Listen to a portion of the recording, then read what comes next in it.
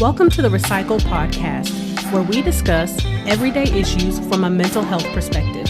We are your hosts, Dr. Rashonda Strickland, Dr. LaFanya Jones-Hines, and Dr. Nichelle Wall. Now, don't get it twisted. We're not going to be your stereotypical therapist. What we will be is informative, down to earth, a little spicy, and vulnerable. All right, interns, turn up your volume, grab your pen and paper. It's supervision time. As a reminder, this podcast is not meant to take the place of a relationship with a licensed mental health professional.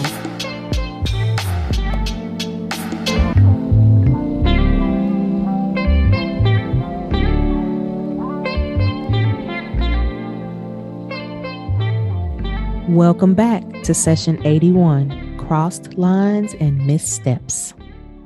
Yeah, we got to talk about them crossed lines. Mm-hmm. We gonna come with it this year. We starting off with boundaries. Yeah, we ripping heads off already. Mm-hmm. Yes.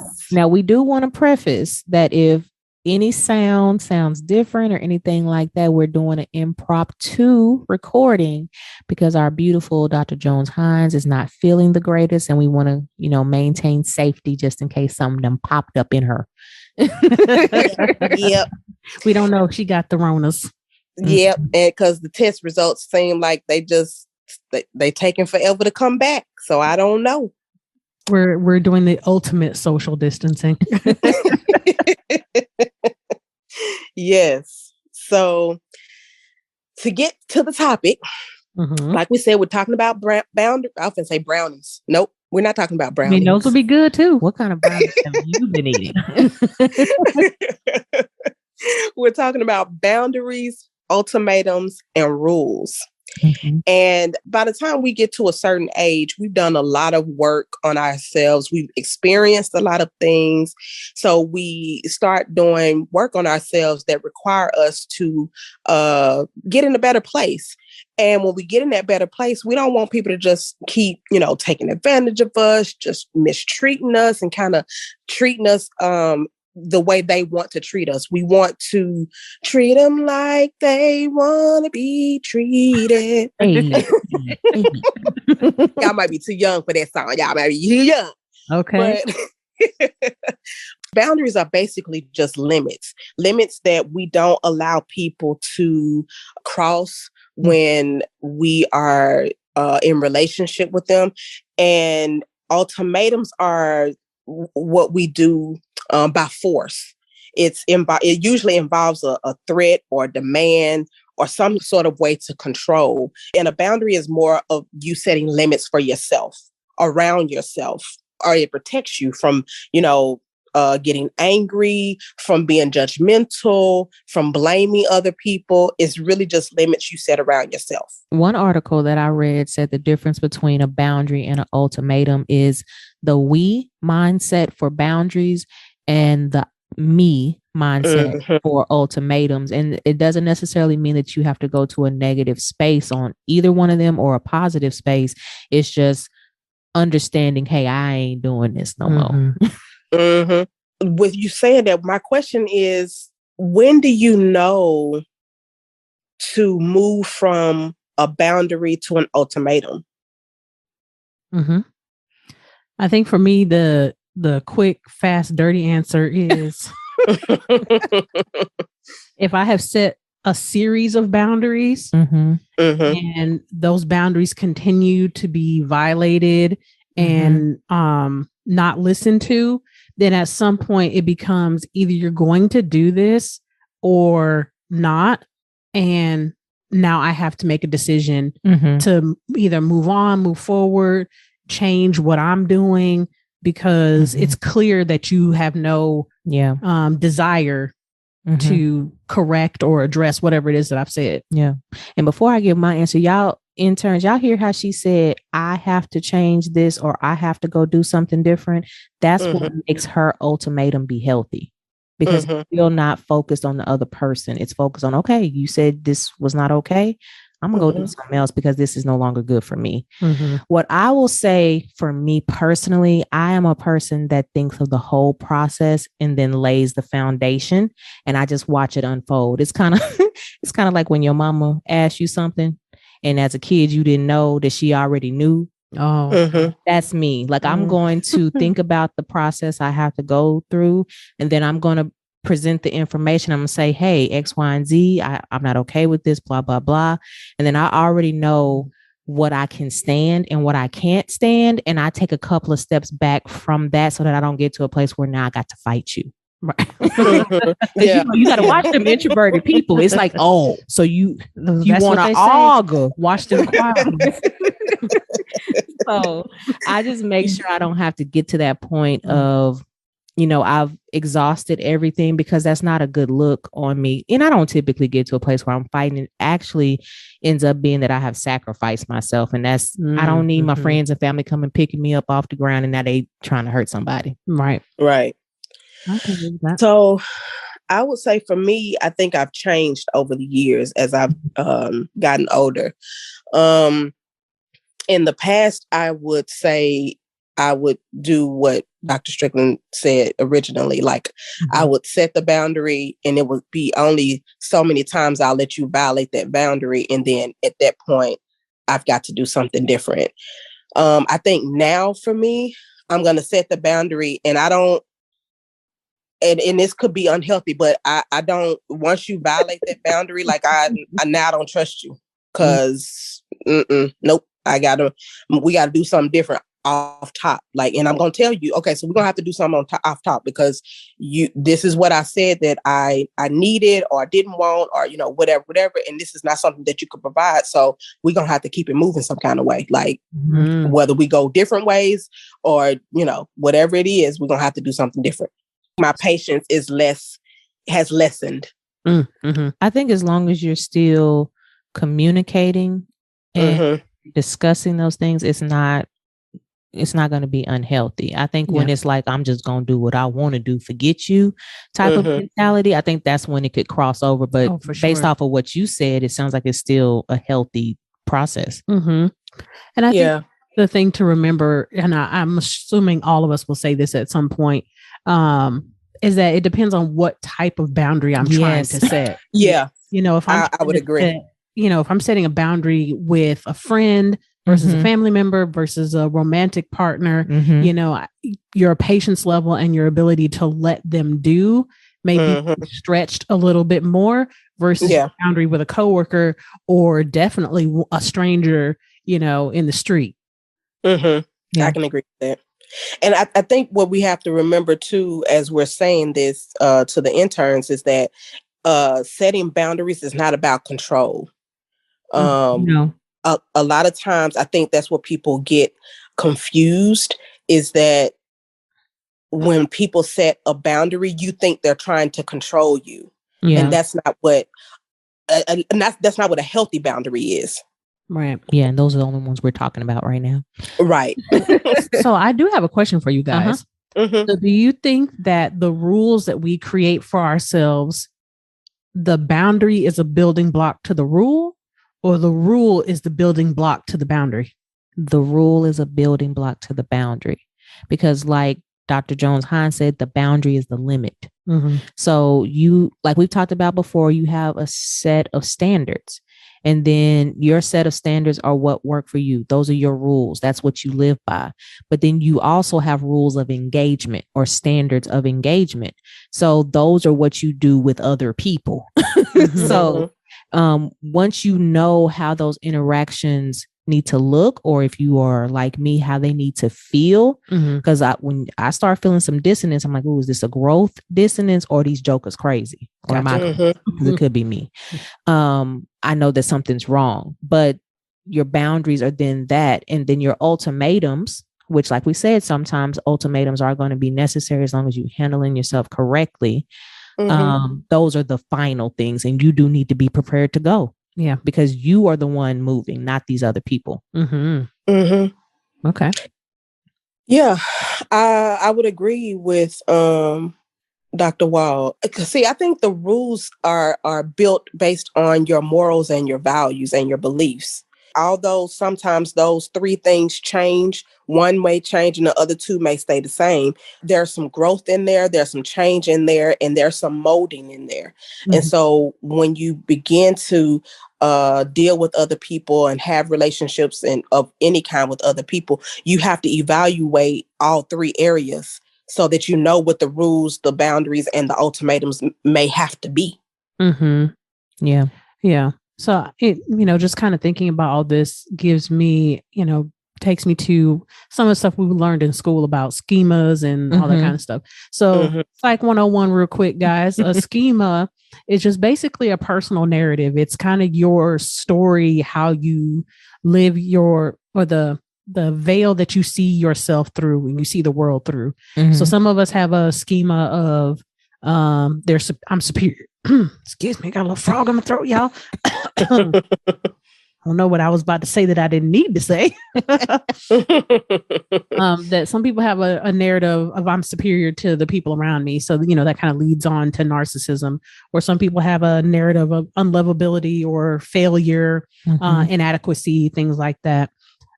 So it's built through a combination of just your personality and experience that leads to your morals, values, belief systems, things like that.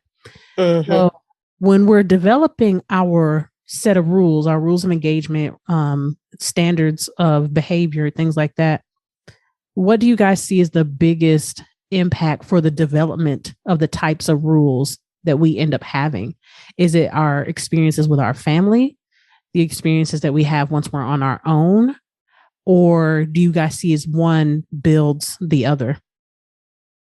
I think it's a combination. So I think obviously it starts off with our environment, being raised by parents or guardians and whatnot.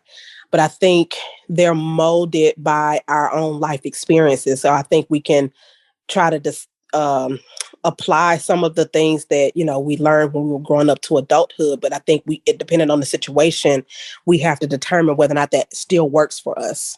And why, if we subscribe to that and why we subscribe to it, so that if it does need to be adjusted and need to be changed,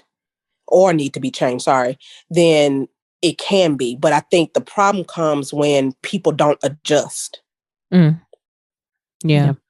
I think it boils back to some of the things that we've discussed with attachment, which encompasses many of the things that Dr. Jones-Hines said. Like, we can't do more than we know how to. Yeah. And unfortunately, we don't get everything we need all the time growing up, or we don't experience the things in a healthy way that blasts us off into our next greatness. And so because of all of that, that colors the way that we see the world, and it shapes who we become. And I think sometimes we don't got it all. Gotcha. Yeah. I can concur. I do too. I definitely can see that, I think it's a build upon one another. I think I completely agree that we can only operate from the level of understanding that we have at the time, which is why, children don't understand adult issues. Yeah. You have a child that's very savvy and very intellectual, but you don't have the perspective of an adult to understand the dynamics of some of the relationships, or even the all of the information to be able, even if you had the ability to understand it, you don't have all the information. So I definitely think it's a build upon kind of situation, that how I understand as a teenager and then how I understand as an adult. What is for me is for me. Yeah. And that it takes some of that sophistication to be able to say, what I was willing to accept at 19 is very different than what I'm willing to accept at 32. Yeah. I think definitely expound on like what is for me is for me. Because I think people get caught up in the what I want is for me versus what is actually healthy for me is for me. Because the clients be struggling. The clients. They do. Yes. Well, and I think that has something to do with like the stronger your self-love is for you, more you can live in your boundaries, according to your boundaries. We all often ask or question ourselves like, am I being too much? Am I being too strict? Or, whatever the case may be, you'll get those answers and those questions to your close circle. But for the most part, when you love yourself enough, you're okay with living according to your boundaries. And that's okay.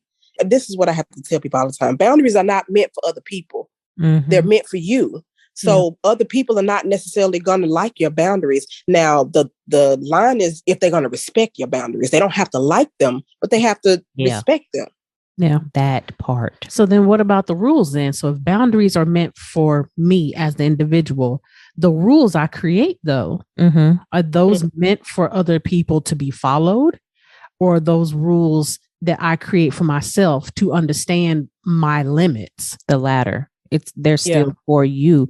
Because I think what people fail to realize is that when you come into contact with someone that is your vibe, hey, I want to add you to my circles of people. Y'all are in negotiation with what this relationship is going to look like, how often we're going to see each other, what we're going to talk about, what type of friend you are. And mutually beneficial don't mean you my best friend forever. Like it means like, okay, you might be the person I see at Starbucks every other day. And we say, hey, and that's a good enough relationship. Or it could be you, the person I talk to all the time, all my deep, dark secrets. Like, I think people forget that part of interaction. Yeah. Okay. Yeah, I agree with that. So how do you think people end up confusing the two then? Because my idea is that most people, when they think of rules, they think rules are created for something to be followed. Because when you think about rules in any other capacity, laws, rules of the classroom, it's a set of standards that are set for us to follow the thing that's been created, not necessarily for our own benefit. Yeah. You see what I'm saying? When I think of rules or standards in this conversation, I'm thinking that all of these things are flexible, right? They are like water. They are fluid. And as we grow and develop, learn, become a better person, those things grow and develop with us. The problem ends up becoming that we take on other people's rules for their life and make them ours without figuring out if they actually work for us. And so there is no negotiation of self. So then there is no negotiation with these other people that are going to come along once you get older.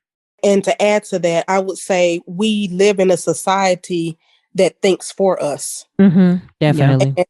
And because they think for us, we don't tend to, as an individual, figure out what we subscribe to, like Dr. Wall was just saying. I mean, just think about, again, social media and how our opinion of something can be swayed very quick in like 2 seconds, just by seeing a picture and a caption.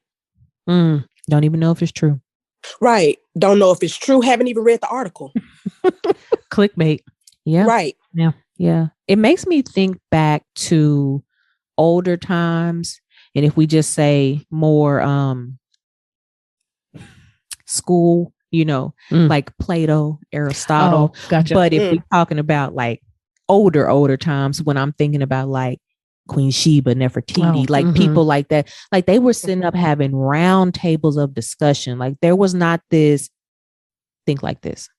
It was like this very meeting of the minds. Let's create, like, why is this like this? Did you see that? Why do you think the stars fall? Like, we don't do that anymore. It's literally feed me, brainwashed information. And I'm not saying that people in current times, for the most part, are being malicious with it, but also no one is checking the information that's being given to us. So with the influx of like the TikToks, yes, like people, oh my goodness, I didn't know that. Oh my goodness, I didn't know that either. Like it is, it has become this thing of let me educate you, but it's also a very divisive thing because people like, I don't want nobody knowing this information. Gotcha. Yeah. Okay. This gets my mind. It's going. Yes, it gets my mind. Because there is a subset of people that want that. They want they don't want to do the work necessary to figure out what the standards for themselves are. They like that easily digestible set of information. So they're going to use, they're either going to just use what was in their home. They're only going to use what they've seen from their friends or only from, TV and movies. Yeah. And now, reality TV, things like that. So they're not going to really try to figure out, well, is this, like we've already said before, is this for me? I know I like what I see in other people. I like that. So then, okay, I think I want that, but truly, do I really? Yeah.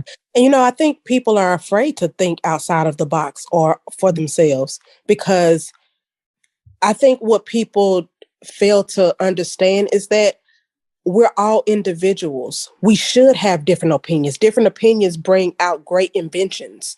And because if we all think alike, we're going to be bored as hell. Then just go and take me to heaven, God, because I'm bored. She's starting. I'm coming, Elizabeth. A little spicy coming out. A little spicy coming out. Hey, we said we was going to be different this year. Yes. I agree, though. We got to stop being afraid to think. Yeah. And say what it is that we're thinking. I'm not saying we have to be rude about it. I'm not saying that you have to shoot somebody else's opinion that's different than you down. We have to learn how to have dialogue. Dialogue doesn't necessarily mean that everybody's going to be on the same train. And it doesn't mean that you don't like me because we own different trains or because we think differently. What we do is we bring those two thoughts together and figure out how we can make something beautiful. And I think that's how, if you can make that one of your rules of engagement, it makes it so much easier for you to have a healthy relationship with the people around you. That I think I'm about to misquote the book. Please correct me if I'm wrong, but I think it's the 7 Habits of Highly Effective People. Great job. That is what it's called. But I believe one of them is seek to understand, not be understood. And if you can keep that as one of your rules for and just the people that you deal with in general, if you seek to understand and not be understood, you don't get into the tit for tat and the tallying up the hurts and the wrongs that you've received, that you can be in a headspace where you can receive information, digest that information, and then decide whether or not it is useful, correct, and something that needs to be applied for yourself. But if I only want to be understood and I just want to get my point across, and I'm not hearing, because sometimes I'm setting a boundary or a rule and it's not even one that I need to be setting. You just talk heard. Right. Because sometimes I have not sought to understand why this other person is doing the thing that they're doing. I'm so caught up in my own hurt, my own fear, my own expectation, my own whatever, that I have not sought to understand. We all have our days and we all have our moments as to where we want to get our way. And so we can get in our own way. When you're having dialogue and conversations with people, you have to check yourself and figure out, okay, why am I digging my heels so much in my boundary, rule, ultimatum, whatever it is that you're doing in the moment? Am I really understanding what this person is saying to me, what they are trying to communicate to me? Like, am I actually listening, or have I got in the way? Yeah. Yeah. I think this goes hand in hand with something we've talked about a little bit before. And this is just a slight twist on this concept, but high context versus low context communication. Now this, like I said, this is a slight twist on what that actually is, because high context and low context in the traditional sense is based off culture, not necessarily actual communication. But when you think about the meaning of that, so if I'm a high context person, that means I need a lot of information. I need to know the when, the why, the where, the how, the who. I want all the details. I need high contextual information to understand what's going on. If I'm a low context person, I just want it straight, no chaser. Just get to the point. Tell me what it is. I don't need all that fluff. And if I have a rule that I want to know all the details and all the information, and I'm with a person that's low context, then I'm going to be setting boundaries and rules for this person or in my relationships that are not ones that can actually be met. Yeah. Because the person that I'm dealing with, I'm trying to place them in a place that's unnatural to them. So if they are low context and I'm high context, but I'm expecting them to act like a high context person, I'm going to always be walking around believing that this person is intentionally being secretive or withholding or, that they don't want to share or standoffish, whatever the description is going to be. I'm going to be walking around with this narrative in my head and then setting boundaries with them that are not even ones that are truly real.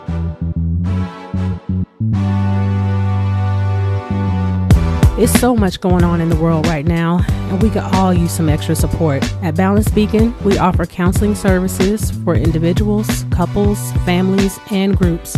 If you're in Texas, give us a call at 214-396-6503 or visit our website at www.balancedbeacon.com for more information.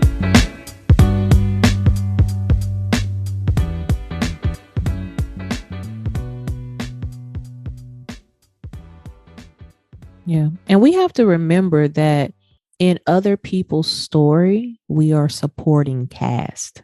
Yeah. We're not the main character. And that is the problem that a lot of people face. There's no understanding of how this is coming across to someone else. Like there has to be some understanding going back and forth. And something else that came up while you were talking is we struggle when these boundaries and ultimatums and things are being placed with the feeling of I'm wrong instead of just being like, this ain't got nothing to do with me. Right. This has to do with the person I'm choosing to interact with. They are not liking something. Is this something that I can work on, or is this a boundary for me that I'm not willing to cross? Right. And if it is, then, y'all got to go y'all separate ways. But if it isn't, what's the problem with doing the thing, whatever the thing is, or not doing the thing? Yeah. Yeah, because I just kind of go with that. We all have to remember that even though I have a set of boundaries, a set of rules and expectations, and I get to a point of ultimatum, that same person that I'm setting them with has their own, and then can in return do a Uno reverse. Like, oh, it's called negotiations. Well, here's my boundary. Here are my rules. And what are you going to do about it? One, you can either get into negotiation or you start compromising. So somebody's going to sacrifice something, or you get into annihilation, where we just setting a whole bunch of boundaries back and forth and getting mad at each other that neither one of them are being met. Tit for tat. Which is, again, why you have to make sure you have the right people in your life. That doesn't mean that all your boundaries are going to match and gel well. However, if you have the right people in your life, both of you are willing to compromise and or negotiate what can be scaled back on, or what can be changed, what can be tweaked. It doesn't mean that either of your boundaries completely go away, but it can be tweaked. Yeah. What do y'all think leads to having stricter rules? Coming up with a traumatic history or development of age and experience? Without trauma, like regardless of whether you've had trauma or not. I think it can be both of those because, sometimes, something happens and you go into protector mode. You see that a lot with people who've had extensive, severe abuse, and it's a defense mechanism, but it's not healthy. But you can also have, like I have a client right now, that person's family was just raised to be non-emotional. Now we know as therapists, something wrong with that. Like you can't be walking around void of emotion. I mean, you can.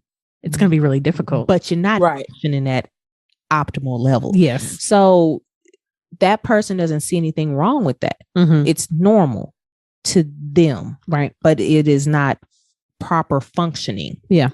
So I think it can be a little bit of both. I think each person's situation is going to be different. Yeah. Okay.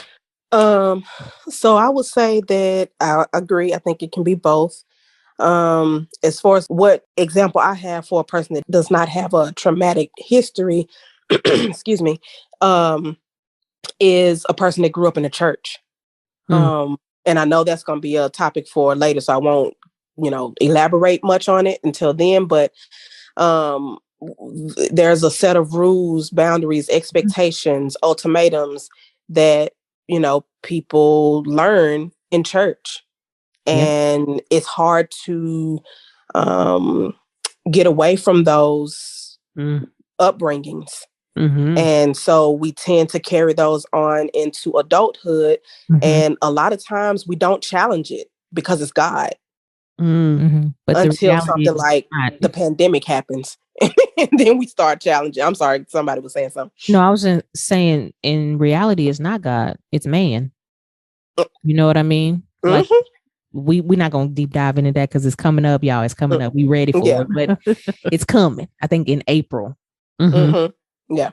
I think what you were saying is very important because that brings out the cultural part of like what we experience as individuals and growing up. Yeah. Because you can see that in, different parts of the world, different faiths. Yeah. We have to get to a place where we really, ask the why. Why is this appropriate, or why is this set up like this? Because sometimes things that we follow through with are not set on nothing. Yeah. Yeah. And it's just like, it's just like, when you have a manual on your job, a manual came about, or a rule at your job came about because something happened. A lot of times we have a boundary, we have a rule, we have created an ultimatum or whatever, because there has been a something that happened or a series of things that happened. And that's why we set them. And the thing about it is, another thing that I tell my clients is that when you set a boundary, the boundary that people get mad at the most is the one you need to keep. Oh. Ain't that some? Because that makes me wonder what in their history is making them react so viscerally to the one that's being set with them. Yeah. A common one that I've seen this week is I have, and these are not couples or anything like that. They don't even know each other, but I have a group of women who have husbands who are verbally abusive and they blame it on certain things. And I'm like, I don't care. Is it acceptable for you? Is it not? And so when they say it's not, we go deep dive into that. But when they set the boundary, they typically say something like, you don't get to talk to me like that. Or I'm not okay with you talking to me like that or something. And the man's response has been, I'm going to talk to you however I want to. And so I'm like, who hurt you, sir? Yeah. And why don't you want to heal from it? Like in a utopian society, even though we don't live there. Right. Why would you ever want to talk to the person that you chose to do life with like this? That's a lot of energy. It is. It's a lot of rah-rah for ain't no rah-rah happening. He had a 10 on a 2. Yeah. And so I asked them, questions like that. And it's like, well, that's just the way I talk.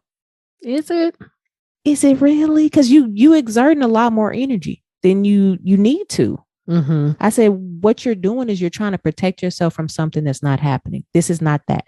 And we have to figure out what that is. Yeah. They don't, with the men folk, they don't be liking to go down them deep dives, but like, we're going. I love working men, though. I do too. I'm like, me too. So you want to argue? Yeah. That'd be some of my most loyal clients, boy. Yeah, they be like, see you next week, huh? They're like, I hate coming in here. No, you don't. You'll be back next week. But yeah, I can agree with that. I have had female clients before say something very similar. And it goes both ways, guys. I'm just saying that this week, that's what has happened. But I've seen it on the other side. Oh, yeah. I've had some male clients in the past say, that, and we've talked about that toxic femininity before, where, women tend to be overlooked for some of their behavior, and violating some of the man's spatial boundaries. You know, you're putting your hands on him, you're getting up in his face, things like that. So I definitely have had those situations as well. But right now I have more women on my caseload than I do men. So yes, it's that time of year. Yeah, I see a lot more of those types of like combative, because we both have our own things. We just walking around with our own little set of, you know, a little checklist, and we're consistently looking and comparing what you're doing, what you're saying, what I want, what I need, what I hoped for, you know, all of this stuff. It's just, our brains are very amazing at how much data that it's trying to process at one time. Because all of that's happening simultaneously. So it's not like you sitting, okay, what do I want? Okay, what do I need? Yeah. Oh, what was I expecting? No, all of that is happening at once in the moment, you know, and you're trying to simultaneously, and it can become confusing. Yeah. Because what you want and what you need can become, sometimes they are one and the same, but sometimes they're not. What you hoped for and what you wished for can be one and the same, but sometimes they're not. And what you didn't want sometimes is what you want, what you probably should be wanting, right? What you need, you know. So all of this stuff is happening at one time, and then you're trying to balance that with somebody else who's doing the exact same thing towards you. I think as I've gotten older and more mature, I have learned to slow the conversation down. I'll say it out loud. Okay, so what is my goal? When I respond quickly like that, that's when it's more of an ultimatum that comes out. Okay, so what is the purpose of this conversation? What is my goal? What am I trying to get across? What are you trying to get across? If, you know, of course, when I'm talking to other people, I definitely don't try to make it all about me, because like I said, when I'm quick on my feet, then I'm snapping back and I'm making an ultimatum, or I'm being belittling or condescending or something, and I'm trying not to be that way anymore. So I've learned to stop and slow the conversation down so that I can effectively communicate and actively listen. Yeah. Well, I have a question for you guys, and it kind of goes with that. Why do y'all believe that the need to be right diminishes our effectiveness to set proper boundaries and rules for ourselves? Woo!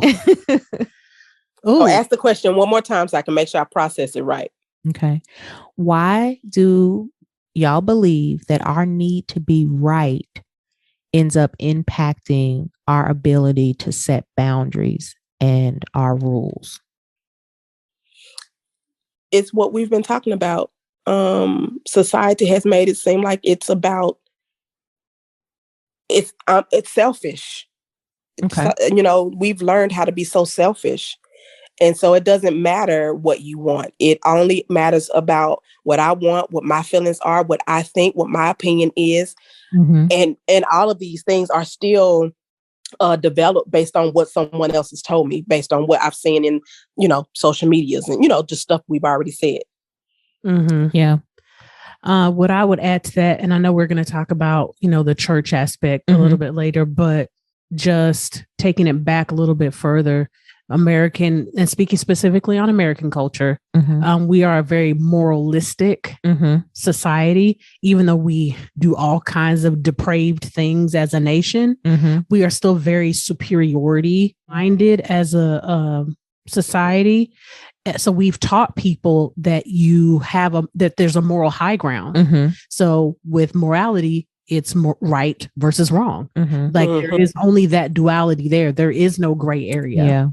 So when we walk around believing, and we've been taught all this time, that there is a right and there is a wrong, there is a evil, and then there is a good.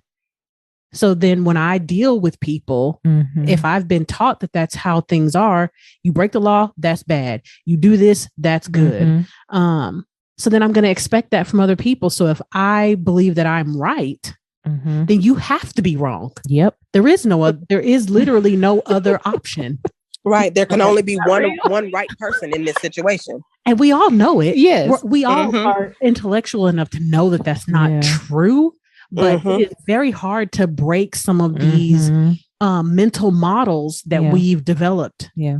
It always reminds me of, I can't remember what class it was when we were doing psychology and all that. But once we get to developmental parts, and they talk about the ultimate levels of development, and it's being able to see that someone did something wrong for a good reason. And that is the Kohlberg. Thank you. I was like, Kernberg, Kohlberg. I couldn't somebody bird. I knew. I was like, is it Kernberg? No, that's Ortec. I was like, it must be Kohlberg. Yeah. Yes, absolutely. Yeah. And I think they say that happens around like 11, 12, if I'm not mistaken. One of the experiments that they give is somebody stole something from a store. Yeah. The milk. Is it milk? Okay. They stole milk for their baby or something like that, right? Whereas like the little kids are like, nope, go to jail. Yep. And then you get a little bit older and you're like, well, I mean, they didn't have the money and it's for the baby and the baby needs to eat. And you start justifying, because morality is not as clear cut. Exactly. However, even though we intellectually know that, we can know that in a scenario, but when we live it, it's totally different. Totally different. Yeah. The only thing I would add to that I see is that we are convinced that when we have these thoughts and we are the good and they are the bad, that we win. It's the winning of this prize that don't exist. Like I get to be on top. Like it's not, if you're trying to do life with other people, it's not really beneficial. No. You know, even if you're in a situation of dominance, it's not beneficial. Like agreed dominance, we'll get into that in February. But, you know, it's not healthy to be like, okay, I'm enforcing, this goes to the bad ultimatums. I'm enforcing what I want on you and I'm going to get to dominate you. Like it's just not healthy. Right. Like, again, we're not saying kinks. We're talking about, you know, other things right now. Absolutely. Yeah. I think all of that is a good summation of that. You know, I definitely can see where we get ourselves tripped up a lot and unnecessarily. Wow. Yeah, I agree.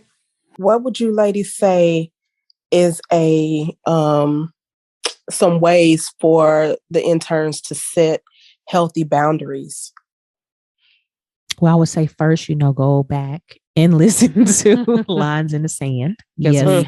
We definitely go into depth about how to set healthy boundaries in what areas. But I think, like we say often, is knowing thyself. You know, to thyself be true. Because you have to start there, because your boundaries are not going to look like anybody else's. They may be in the same categories, but they're not going to necessarily be the exact replicas of anybody else's. Something that I've been talking about with my clients recently, and I think I said this on a previous session, was start understanding your why. Yeah. You know, we have a really difficult time understanding why. And I'm a very existential type of person. So I like to know the meaning behind things. So understand your why. Now, I'm not saying go ask people why, because that's usually an unsatisfying answer when you ask a person why. But when you dive into your own why, you're developing an understanding, a framework, a foundation for a set of thoughts, behaviors, and feelings.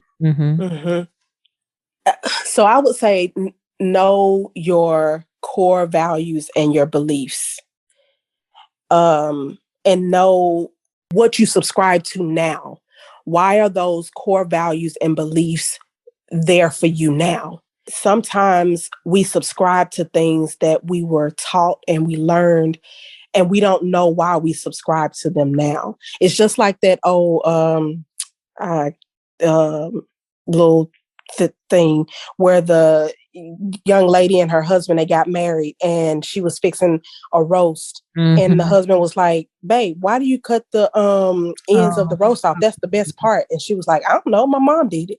So he asked her mom, why do you cut the butts off the roast? That's the best part. She was like, I don't know, my mom did it. So they asked grandma, why you cut the butts off of the roast? That's the best part. And she was like, because I only had a pot that was big enough for that size. And so we never go back and question why we believe these things, why we have these core values, because Big Mama did it, so we do it. Oh yeah. There's a lot of that going around.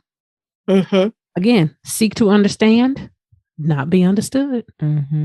I think some other things to kind of keep in mind are, like I was saying earlier, the we versus me mindset when you're thinking about the healthiness of boundaries, ultimatums, things of that nature, but also love versus fear, growth versus destruction. Am I asking or am I demanding something of the individual? If you can stay on the side that is more healthy, more than likely you are going to be able to communicate in an effective way. That don't mean you're going to get what you want.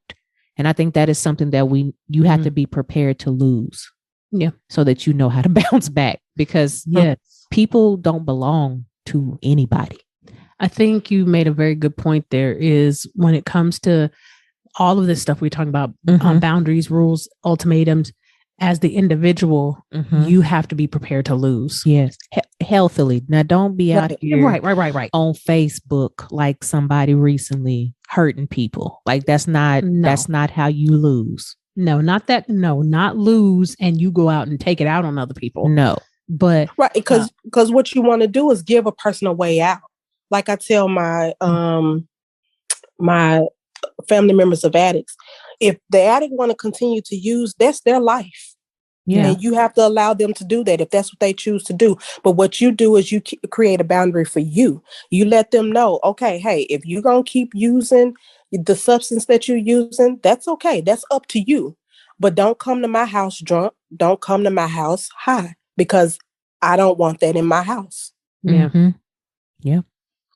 So you gave them, you're not trying to control them. You're not trying to control their addiction. You told them, you gave them a way out. Hey, you can use if you want to, but don't come to this house high or drunk. So that means if you decide to use while you out and about, you got to sober up before you come home. Right. Yeah. Those are your access codes, as some great therapist once said. Exactly. Yes. So go back and listen to that one too. We be out here dropping bombs, man. I'm proud of us. Yes. Proud of us too. That was just a little bit of a gloat there. We're trying to get it together. Yeah, we be out here giving out nuggets. Okay. Anything else? Any great people? No, I think that was a good summation. Be careful with what's in your own head and how you project that out onto other people. Yes, definitely. Okay. Now, next session, before we close it out, because, we're doing better with telling y'all what's coming up, we are going to be discussing being in love with the idea of being in love. Ooh, you hopeless romantics out there. Okay. All right. And as usual, we end off with a quote. And this one is from Unknown. Whatever you are willing to put up with is exactly what you will get.